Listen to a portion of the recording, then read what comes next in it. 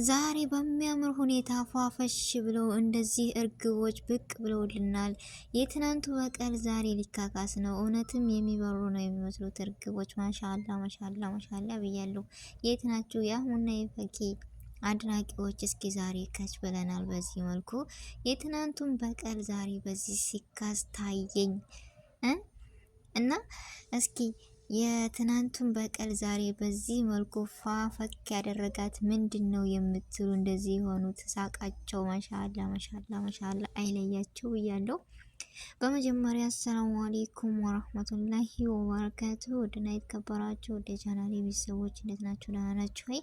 ከኔ ጋር አልሐምዱሊላህ።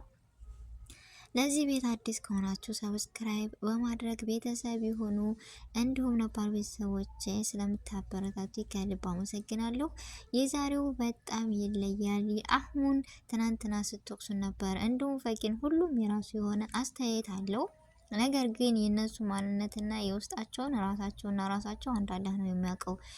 በዚሁ አጋጣሚ ቅመሞች እስኪ ለሁሉም ነገር ለመፍረድ አንቸኩል። ታውቃላችሁ እሱም ለበቀል ሳይሆን ወይም ራሱ አስቦበትና ራሱ እንደዛ አበሳጭቶ በኋላ ላይ ግን የሚያስደስት ነገር ነው። እሷም እንደዛው ፈኪ ታበዣዋለች። ፈኪ እንደዚህ ብቻ የሆነ የሁላችንም አንዱ ሰው እኮ በኸይር ነገር ያሰብነው ወደ ሸር ይቀየራል፣ ሸር ነገር የሆነ ጥሩ ነገር ይቀየራል። ስለዚህ ለመፍረድኛ አንቸኩል። የትናንቱን ደግሞ እሺ ሁሉም የራሱን አስተያየት አስቀምጦ ዛሬ ግን እንደዚሁ አምሮባቸው መጥተዋል። የዛሬው ምስጢር ምንድን ነው? ለመብረርስ ያሰኛቸው ምንድን ነው? በጣም ትልቅ ምስጢር ነው። ቤተሰቦች ቪዲዮውን ትወዱታላችሁ። ካጠፋው ይቅርታ ስህተቴን ንገሪ በኮሜንትም ትክክል ከሆነ ደግሞ ከጎን ሆናችሁ አበረታቱኝ። እስከ መጨረሻው ትቆያላችሁ እየተስፋለኝ እኔ ጋር እና አንዳንድ ጊዜ አህሙም ሆነ ፈኪ እንደምታውቋቸው በፊት መጀመሪያ ጋር ሲመጡ የሌለ ነው። እርሱ ጋር ማንም ቪዲዮ ጋር ሰርቶ አይተነዋል። አህሙን ሁሌ እንከታተለዋል። ጥሩ ልጅ ነው ማሻአላ። ግን ከሁላቸውም ጋር ሲመጡ ልዩነት አለው። ፈኪ ጋር ሲሆንና ከሌሎቹ ጋር ሲሆን ልዩነት አለ። ይህን ያልኩበት ምንድን ነው? የሆነ እሷ ጋር ሲሆን በቃ ደስ ይላል። የሆነ ብቻ ውበታቸው ራሱ ይጨምራል። ለምንድን ነው? ለእኔ ብቻ ነው ውበታቸው የሚታየኝ ወይስ ለእናንተም ነው?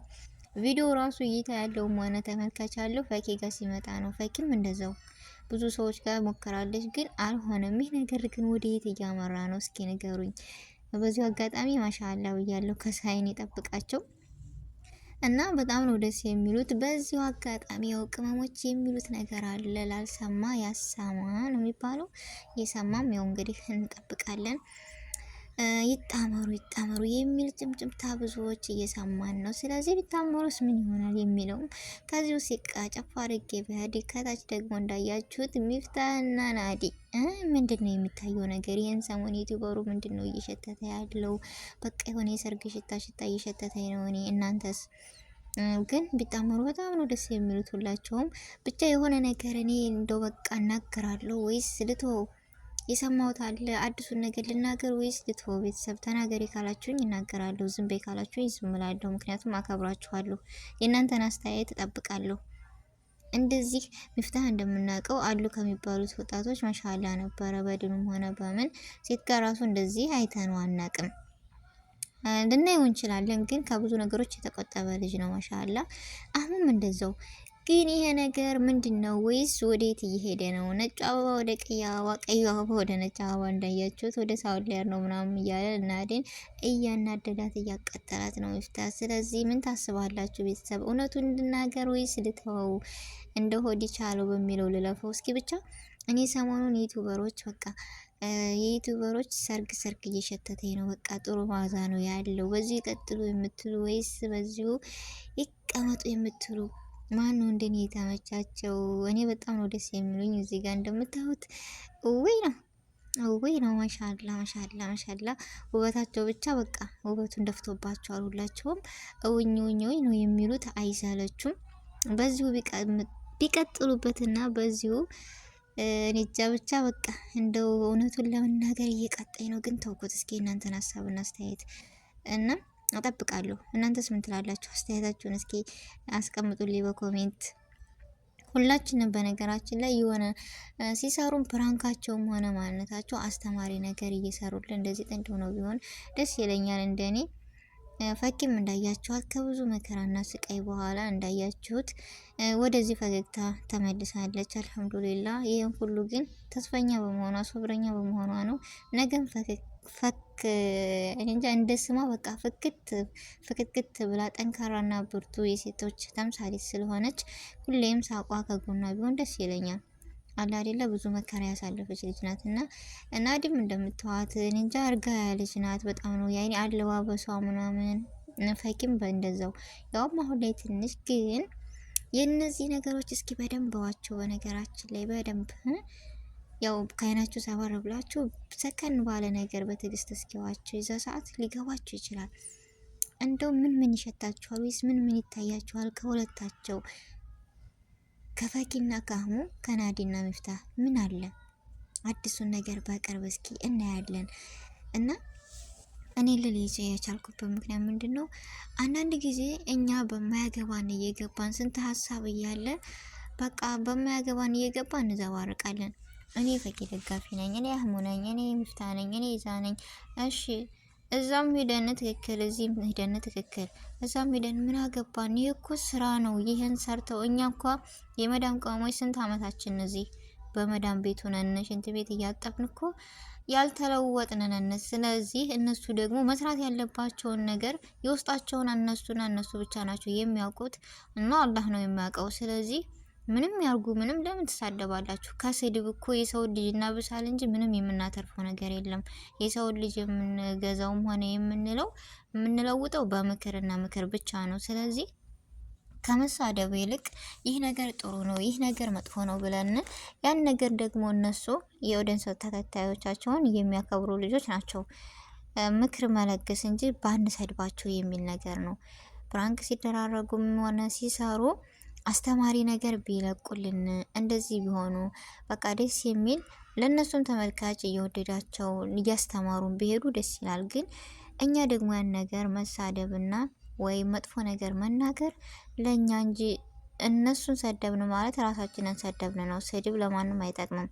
ያንን ሰው እንደውም እልክ ውስጥ ይገላል። ስለዚህ ከመሳደብና ቶሎ ከመፍረዳችን በፊት ብናስተውል በጥሩ ነገር ብንመክራቸውም ሆነ አስተያየት ብንሰጣቸው ደስ ይለኛል እንደኔ። ስለዚህ እነሱ ደግሞ ስራቸው በቃ በሀገራቸው ላይ ሆነው ለኛም እያዝናኑን ስንቶቻችንን መጡ አልመጡ እያልን የምንጠብቃቸው እስኪ ንገሩኝ።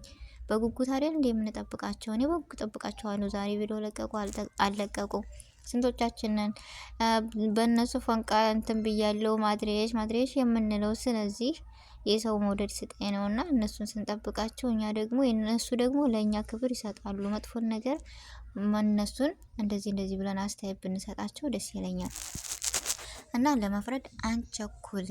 ስለዚህ እኛ ስንት አመት ሙሉ በአመዳን ቤት ሆነን ያልተለወጥነው ስራችን ሀገር ወተን አንገታችን ደፍተን እየሰራን እነሱ ግን በሀገራቸው ሆነው እንደፈለጉ ተንቀሳቅሰው ለኛ የሚያዝናና ቪዲዮ እንዲሁም የሚያስተምር ሁለተኛ ደግሞ ስራና ስራቸው ነው። ስለዚህ መስራት ያለባቸውን ነገር ይስሩ። እኛ እየገባን በማያገባን መሰናክል ባንሆናቸው በቃ ስራቸው መለወጥ ባለባቸው ነገር ቢለወጡ የውስጣቸውን እንዳልኩት እደጋግመዋለሁ። አንድ ሰው ራሱ እንጂ የሚያውቀው ከአላህ ጋር ማንም ሰው ሊያቅለት ወይም ሊረዳ አይችልም። ስለዚህ ውስጣቸውን አላህ ነው የሚያውቀው። ጥምርም ከሆኑ ይጣመሩ።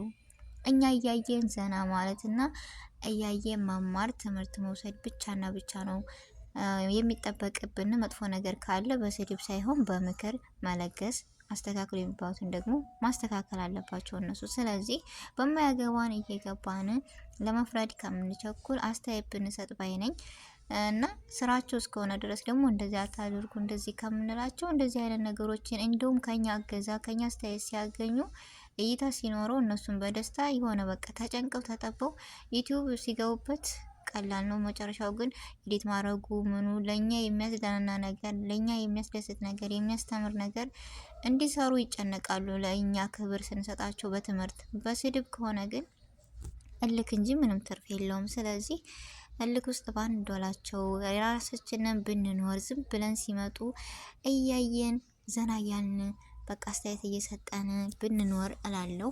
እና የዛሬው ቪዲዮ ይሄን ነበር የሚመስለው። ቤተሰቦች ከተሳሳኩ ይቅርታ። አብራችሁኝ ስለቆያችሁ ከልብ አመሰግናለሁ። በአዲስ ቪዲዮ እስከምንገናኝ ድረስ አሰላሙ አሌይኩም ወራህመቱላሂ ወበረካቱ።